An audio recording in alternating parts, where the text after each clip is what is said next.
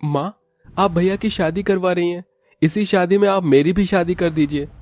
मैं काजल से बहुत प्यार करता हूँ, उसे छोड़ नहीं सकता। अगर आपने इस बात के लिए इनकार किया तो मैं यहाँ से हमेशा हमेशा के लिए चला जाऊंगा और फिर आपकी अलग से बदनामी होगी। तू मेरा बेटा होकर मुझसे ऐसे कैसे बात कर सकता है? तू मुझे ब्लैकमेल कर रहा है? अरे तुझे पूरे जगत में वो काली अम्मा ही मिली थी क्या? उसके रंगरूप से बहुत नफरत करती हूँ। समझा तू? शादी तुझे मेरे कहने से ही करनी होगी। लगता है माँ आपको मेरी बातों पर विश्वास नहीं है और न मेरी फिक्र है। ठीक है, तो मैं अपनी जान दे दूंगा कि आप तो ये शादी होने नहीं देंगे। इससे अच्छा आप अपने एक बेटे की शादी अच्छे से करवा लीजिए, फिर मेरी अर्थी उठा लेना। ये सुन सरस्वती घबरा कर एक थप्पड़ अपने बेटे को मारने वाली होती है कि उसका हाथ रुक जाता है। अमन, तूने कैसे बोली ये बात? ये मैं सुन भी नहीं पा रही। देख मेरा हाथ कांप रहा है।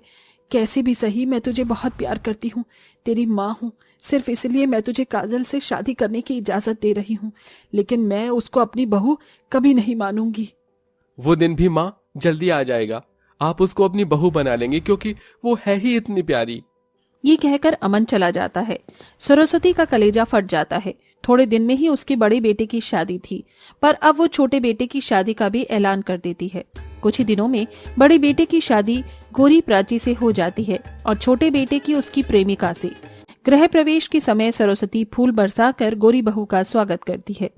मेरी प्यारी गोरी चिट्टी, सुंदर सी बहू, तेरा इस घर में दिल से स्वागत है। आजा, इस कलश को आराम से गिरा। जी माँ जी। तभी प्राची कलश गिराकर अंदर आती है। माँ, मेरी पत्नी का भी गृह प्रवेश कर दीजिए। मैं तेरी काली पत्नी से बहुत नफरत करती हूँ, समझा तू? और इसे बोल मेरे घर में रहना है तो घूंघट करके रहेगी। बड़ी बहू, तू भी घूंघट कर ले, जब तक मुंह दिखाई नहीं हो जाती। तुम दोनों को ऐसे ही रहना पड़ेगा। ओहो माँ जी, मुझे घूंघट वगैरह का शौक नहीं है। वैसे ही लहंगे में गर्मी लग रही है, आप और घूंघट करवा लो। ठीक है, लेकिन मुंह दिखाई के बाद मैं बिल्कुल नहीं करूंगी। ठीक है मेरी बहू। फिर दोनों बहू घूंघट कर लेती हैं। माँ, काजल का गृह प्रवेश भी कर दीजिए ना, ऐसे अच्छा थोड़े लगता है। ठीक है, कर रही हूँ, ज्यादा सिफारिश मत कर। मुंह बनाकर सरस्वती काजल का भी गृह प्रवेश कर देती है और वो अपनी सास के पैर छूती है कि सरस्वती 2 कदम पीछे हो जाती है। ये क्या बेहूदी हरकत कर रही है तू? अपने काले हाथों से छूकर मुझे भी काला बनाना चाहती है ना? काली अमावस्या। सॉरी माँ जी। काजल, तुम माँ की बातों का बुरा मत मानो। वो बाहर से नारियल की तरह सख्त है लेकिन अंदर से बहुत नरम है। देखना, एक दिन जल्दी माँ तुम्हें अपना लेंगी। चलो, तुम भी आराम कर लो। जी। दोनों बहू बेटे अपने अपने कमरे में चले जाते हैं। सरस्वती भी अपने कमरे में जाकर फुसफुसाने लगती है। हे भगवान, एक तो वैसे ही इतनी ज्यादा गर्मी है, ऊपर से ये काली बहू को देखकर माथा गर्म है। अरे भाई चल जा, वरना एक रिमोट फेंक के मारूंगी तुझे। शुक्र है चल गया, कमरा थोड़ा ठंडा हो जाएगा। अगले दिन दोनों बहू तैयार होकर घूंघट करके आती हैं तो प्राची हाय गर्मी कर रही होती है। माँ जी, मुझे तो आपके रिश्तेदार भी नहीं आए हैं अभी तक। मुझे घूंघट नहीं करा जा रहा। आपको पता नहीं है क्या कितनी गर्मी है? हाँ माँ जी, बहुत गर्मी लग रही है और कुछ दिखाई भी नहीं दे रहा। बड़ी मुश्किल से सीढ़ियों से उतर कर आई हूँ। थोड़ी देर के लिए घूंघट हटा सकती हूँ? मेरी गोरी बहू, तू हटा ले, लेकिन तू कल्लो माई काजल, तुझे तो घूंघट रखना ही पड़ेगा। मेरी गोरी बहू को कोई तकलीफ नहीं होनी चाहिए, पर तुझसे मुझे जरा भी फर्क नहीं पड़ता। और हाँ, खाना तू बनाएगी और सफाई वगैरह भी तुझे ही करनी है। मेहमान आते ही होंगे तो बैठक भी तैयार कर, समझी? जी माँ जी। माँ जी तो मुझसे बहुत ही ज्यादा खफा हैं। भगवान, आप काले लोगों के साथ हमेशा इतना अन्याय क्यों करते हो? और मैं तो बचपन से ही सहती आ रही हूँ।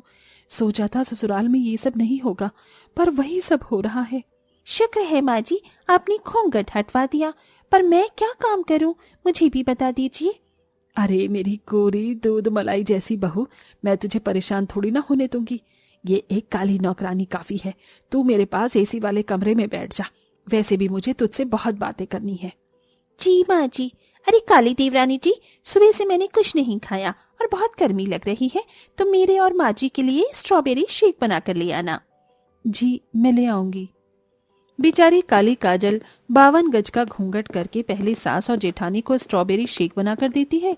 फिर घर का खाना बनाना, झाड़ू पोंछा, साफ सफाई, मुंह दिखाई के अरेंजमेंट सब करती है। 1-2 बार तो उसका दरवाजे में पैर लग गया, जिससे पैर के अंगूठे में दर्द हो गया और लंगड़ा कर चल पा रही थी, दूसरा घूंघट के अंदर पसीने आ रहे थे। हे भगवान, काश मैं ये घूंघट हटा पाती। इससे मुझे बहुत घुटन महसूस हो रही है। काश मुझे भी एसी में बैठने का मौका मिलता। ऊपर से थक गई हूँ, सारा काम हो गया है, थोड़ा आराम कर लेती हूँ, फिर मेहमान आ जाएंगे। काजल जैसे ही कमरे में जाकर पंखा चलाकर घूंघट हटाकर लेट जाती है, इतने में सास हाथ में साड़ी लिए अंदर आ जाती है। बदतमीज, बेहया, कल मुही नास पीठी, तुझे शर्म नहीं आई? दरवाजा खुला हुआ है और मुंह खोल के लेटी हुई है। अच्छा हुआ मैंने देख लिया, कोई मेहमान होता तो क्या बोलता कि एक तो काली, ऊपर से घूंघट भी नहीं करती। काजल फौरन बैठकर घूंघट कर लेती है। माँ जी, सारा काम खत्म करके बस अभी आई थी, इसीलिए माफ कर दीजिए। माफी की बच्ची, नीचे मेहमानों ने आना शुरू कर दिया है। चुपचाप से ये साड़ी पहन और घूंघट करके नीचे सबको नाश्ता पानी दे। माँ जी, इतनी भयंकर गर्मी में इतनी मोटी साड़ी पहनूंगी तो घूंघट में दिखेगा कैसे?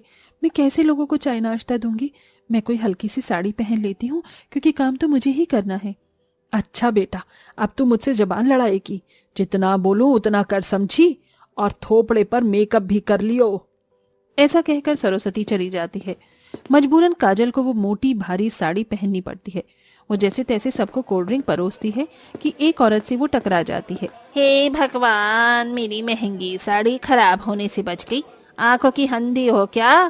देख कर नहीं चल सकती? माफ कीजिएगा आंटी, वो घूंघट की वजह से देख नहीं पाई। फिर प्राची तैयार होकर घूंघट करके आती है, लेकिन थोड़ी देर बाद उसे गर्मी लगने लगती है तो सरस्वती उसका घूंघट हटवा देती है। बहू, अब तुझे ठीक तो लग रहा है ना? हाँ माँ जी, अब जाकर थोड़ा रिलैक्स मिल रहा है। कूलर भी चलवा दीजिए ना। हाँ बहू, रुक। चलो भाई, नाच गाना शुरू करो। आज मेरी गोरी बहू की मुंह दिखाई है। ए कलूटन, कूलर को यहाँ से वहां पर चला दे, मेरी बहू को गर्मी लग रही है। जी माँ जी। सब लोग प्राची का सुंदर सा चेहरा देख उसे बहुत अच्छा शगुन देते हैं। वहीं काजल घूंघट के अंदर गर्मी में मरे जा रही थी। इतने में एक पानी पीती हुई औरत का धक्का उसे लग जाता है, जिससे वो सारा पानी उसके चेहरे पर आ जाता है और घूंघट भी हट जाता है। सरस्वती की नई बहू देख सब हैरान हो जाते हैं और हंसने लगते हैं। अरे सरस्वती, तेरे छोटे बेटे की बहू तो बड़ी काली नागिन जैसी है। अरे इससे सुंदर बहू तो मेरी ही है। हाँ, ये तो तुमने बिल्कुल ठीक कहा। कल मोही नजर बट्टू, आखिर करवा दी ना मेरी बेइज्जती सबके सामने। चल घूंघट कर वापस। जी माँ जी। काजल घूंघट करके जाती है कि उसे झूमर गिरने की आवाज आने लगती है, और वो जैसे ही थोड़ा घूंघट हटाकर ऊपर देखती है तो वो सास पर गिरने वाला होता है। काजल तुरंत अपनी सास को धक्का देकर बचा लेती है, जिसमें उसकी एक हाथ और कंधे पर झूमर गिर जाता है और वो घायल होकर बेहोश हो जाती है। हे भगवान, ये काजल बहू को क्या हो गया? जल्दी से कोई अस्पताल ले चलो, कहीं से कुछ हो ना जाए। इतना भारी झूमर गिर गया इस पर। हे भगवान, ये काजल बहू ने क्या कर दिया? मुझे बचाने के लिए अपनी जान दांव पर लगा दी। ओह नो, अच्छा हुआ मैंने घूंघट नहीं किया था।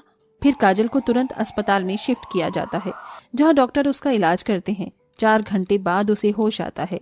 घर के सभी लोग, मेहमान और पति उसके सामने खड़े होते हैं। भगवान का लाख लाख शुक्र है कि काजल तुम होश में आ गई। पता है मैं कितना डर गया था। ये चोट कैसे लग गई तुम्हें? वो माँ जी पर झूमर गिरने वाला था, इसलिए उनको जब तक हटाया वो झूमर मुझ पर गिर गया। मैं बहुत शर्मिंदा हूँ बहू, समझ नहीं आ रहा तुझसे नजरें कैसे मिलाऊं।